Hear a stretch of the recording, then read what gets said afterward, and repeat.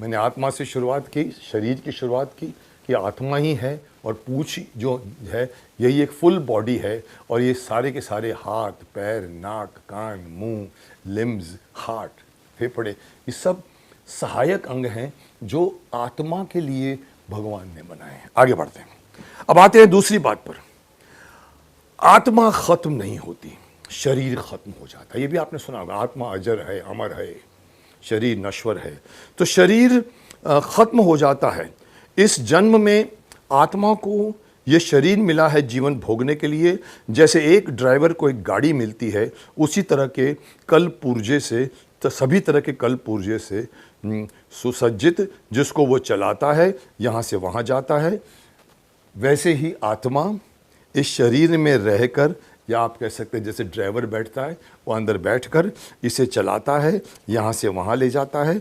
दोनों में फ़र्क सिर्फ इतना है। ड्राइवर में, गाड़ी में फ़र्क क्या है? जैसे मैंने ऊपर कहा कि एक गाड़ी में ड्राइवर बैठता है, उसको एक कार मिलती है जिसके अंदर वो बैठकर यहाँ से वहाँ जा सकता है, टर्न मार सकता है, भगा सकता है, रोक सकता है। वैसे आत्मा को शरीर मिली है। तो यही है कि दोनों में फ़र्क सिर्फ इतना है। अब देखिए इसमें फ़र्क क्या है। हम ये नहीं कह सकते कि आत्मा और ड्राइवर की गाड़ी का सेम है दोनों। फ़र्क थोड़ा सा इतना है कि ड्राइवर गाड़ी से बाहर निकल सकता है, पर आत्मा को ये अधिकार नहीं है, कम से कम इस जन्म के लिए नहीं। कब निकलती है? जब शरीर जीर्ण हो जाता है और अंतिम सांस ले लेता है, यानी कि मर जाता है, तो आत्मा इस शरीर से मुक्त हो जाती है, यानी शरीर से निकलकर बाहर चली जाती है और दूसरे पैदा हुए शरीर में उसका प्रवेश हो जाता है। ठीक वैसे ही जैसे एक ड्राइवर एक गाड़ी को छोड़कर दूसरी गाड़ी को चलाने लगता है, या जैसे कि हम पुराने वस्त्रों को त्याग कर नए वस्त्र धारण कर लेते हैं। Similarity, this is just to tell you कि इट इज़, आपको सिंप्लिसिटी में समझाने के लिए मैंने गाड़ी का एग्जाम्पल लिया है, और फ़र्क ये समझाया है कि आत्मा बाहर नहीं निकल सकती, वो तभी निकलती है। अब तुम्हारे ज्ञान के लिए, तुम्हारी समझ के लिए, तुम्हारे स्वस्थ और अच्छे स्वास्थ्य के लिए यहाँ मैं सिर्फ तुम लोगों को यही कहना चाहूँगा कि जब तक ड्राइवर गाड़ी चलाता है ना, दिस इज अ मैसेज, इसको सुनिए ध्यान से। मैंने आपको एग्जाम्पल दिया, आत्मा, शरीर, ड्राइवर, गाड़ी। कभी कभी कहने वाले कहते हैं घोड़े पर सवार जो सवार होता है वो भी इसी का सिमिलर एग्जाम्पल है, पर यहाँ हमने गाड़ी का एग्जाम्पल दिया है। और अब ये कहना ही चाहता हूँ कि जब तक गाड़ी को ड्राइवर गाड़ी चलाता है तब तक गाड़ी सही चलेगी, लेकिन जिस दिन गाड़ी ने ड्राइवर को चलाना शुरू कर दिया, जिसे अलग शब्दों में अगर मैं कहूँ कि जब गाड़ी आउट ऑफ कंट्रोल यानी नियंत्रण से बाहर हो जाएगी, तो दुर्घटना हो सकती है जो ड्राइवर के हित में नहीं है। जब तक ड्राइवर गाड़ी को चलाता है तब तक ठीक है, जिस दिन गाड़ी ने ड्राइवर को चलाना शुरू किया, उस दिन आप खतरे में चले जाते हैं। ठीक वैसे ही अपने शरीर की बात करें तो सच ये है कि जब तक आत्मा अपना शरीर को संचालित करेगी, मार्गदर्शन देती रहेगी, तब तक शरीर सही चलेगा और सही मार्ग पर चलकर अपनी मंजिल को प्राप्त करेगा। लेकिन अक्सर शरीर बाहरी चकाचौंध और मोह माया में पड़कर भटक जाता है, गलत रास्तों पर चल निकलता है, जिसे आजकल की युवा पीढ़ी एडवेंचर यानी साहसिक भरा कार्य का नाम देती है, और अपनी आत्मा की आवाज़ सुनना छोड़ देता है तो पतन सुनिश्चित हो जाता है। आपने आत्मा हर पल पर, आपको कई बार कहा होगा लोगों ने कि अपने अंदर की आवाज़ सुनो। वो क्या होती है? मन की आवाज़ सुनो, कॉन्शियंस की आवाज़ सुनो। आत्मा अंदर से बोलेगी ये सिगरेट है मत पियो, लेकिन आप उसकी बात नहीं सुनोगे तो वही है, गाड़ी आउट ऑफ कंट्रोल हो गई, वैसे शरीर भी आउट ऑफ कंट्रोल हो जाता है। इसीलिए बड़े बुजुर्ग कह गए हैं कि अपने अंतर्मन की बात सुनो। यही बात जो मैं कह रहा था, बड़े बुजुर्ग कह गए हैं कि अंतर्मन की बात सुनो। ये अंतर्मन की बात वही आत्मा की आवाज़ होती है। जब आप पहली बार सिगरेट का कश लेते हैं, या शराब का पहला पैग पीते हैं, तो अंदर से अक्सर खांसी आती है। आप पहला आदमी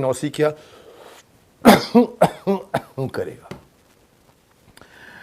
तो जब शराब का पहला पिक उसके अंदर से खांसी आती है, ये यही अंतर आत्मा की आवाज़ यानी चेतावनी होती है, बच्चे रुक जाओ, ये अच्छी चीज़ नहीं है। जो बच्चा उस अंदर की आवाज़ को सुनता है, कदर करता है, वो भविष्य में आने वाले संकटों से बच जाता है और उसका या उसकी आत्मा का शरीर बिगड़ने, बिखरने, टूटने फूटने या साधारण शब्दों में कहें तो बीमार होने से बच जाएगा। अगर उस बच्चे ने अंतर्मन की बात सुन ली, सिगरेट अच्छी फेंक दिया, तो वो बच जाएगा। शरीर के इन पांचों इंद्रियों के बारे में आपको बताने से पहले मैं ये गूढ़ बातें इसलिए ले आया आपके सामने, क्योंकि आपको बता दूं कि ये इंद्रियां ही हैं जो हमें तरह तरह के सुख प्रदान करती है, आसपास की दुनिया के बारे में भी हमारा ज्ञान और अनुभव बढ़ाती हैं।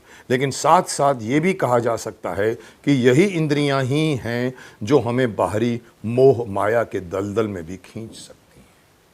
टेम्पटेशन जिसे हम कहते हैं, दलदल में खींच के लेके जाती हैं।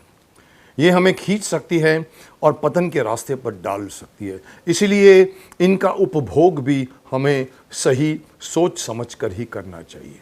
ख़ास तौर पर 3 इंद्रियों, इन 5 में से 3 इंद्रियां ऐसे हैं जो हमने अगर सही ढंग से इस्तेमाल नहीं किया तो हम पतन के रास्ते पे जा सकते हैं। तो वो 3 इंद्रियां ख़ास तौर पर हैं आँख, कान और ज़बान। आँख,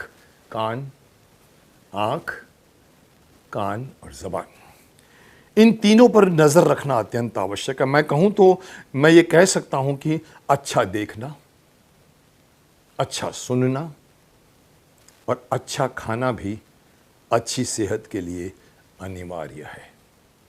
समझे?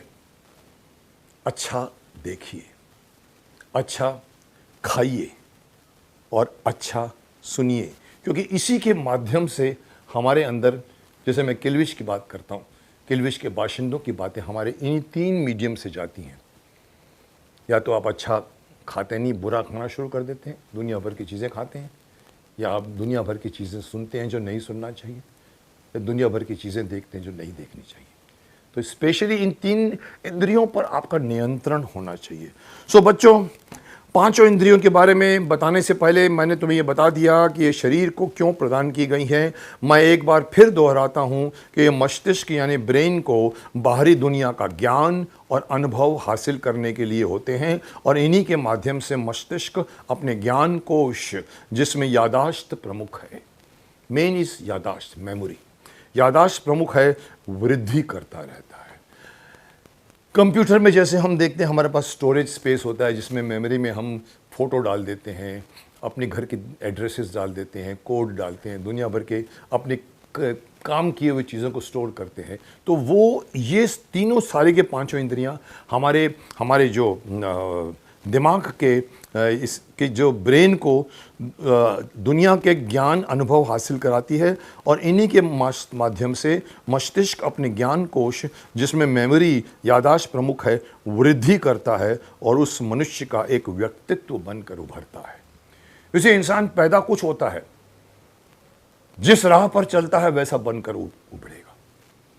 जैसे हम कहते हैं कि कुम्हार मटके को जैसे करेगा वैसे ही मटका शेप लेगा, वैसे ही जिस तरह की जानकारियाँ हमें ये 5 इंद्रियां देंगी, हम जहाँ रहते हैं, जिन लोगों के बीच में रहते हैं, जिस शहर में रहते हैं, जिस मोहल्ले में रहते हैं, जिस दोस्तों के बीच में उठते बैठते, वही तो आपको ज्ञान देते हैं, वही तो आपको गलत और सही राह पर ले जा सकते हैं। तो ये सारी चीज़ें इन्हीं 5 इंद्रियों के थ्रू होती है, और आदमी जब इससे गुजरता है तो धीरे धीरे उसका एक व्यक्तित्व बनकर उभरता है, जो कभी शक्तिमान की तरफ हो सकता है, कभी किल्विश की तरफ हो सकता है। चलिए, अब ये तो गूढ़ आध्यात्मिक बातें मैं आपको सुना रहा था। आप भी चकरा गए होंगे कि शरीर के बीच में ये गूढ़ बातें कहाँ से आ गई। तो नहीं साहब, मैं बाहर नहीं गया, मैं शरीर की ही बात कर रहा हूँ। इनफैक्ट शरीर के अंदर की मेन शरीर की बात कर रहा हूँ, जिसको हम आत्मा कहते हैं, सोल कहते हैं।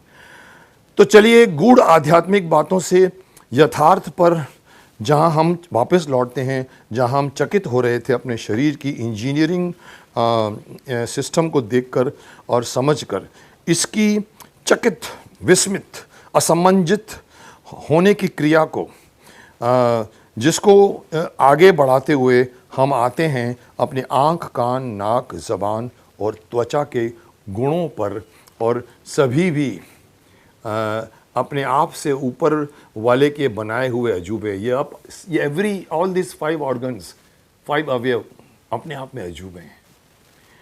तो चलिए इसके 5 अंगों को मैं आगे अलग अलग एपिसोड्स में अलग अलग तरह से मैं आपको बताऊंगा।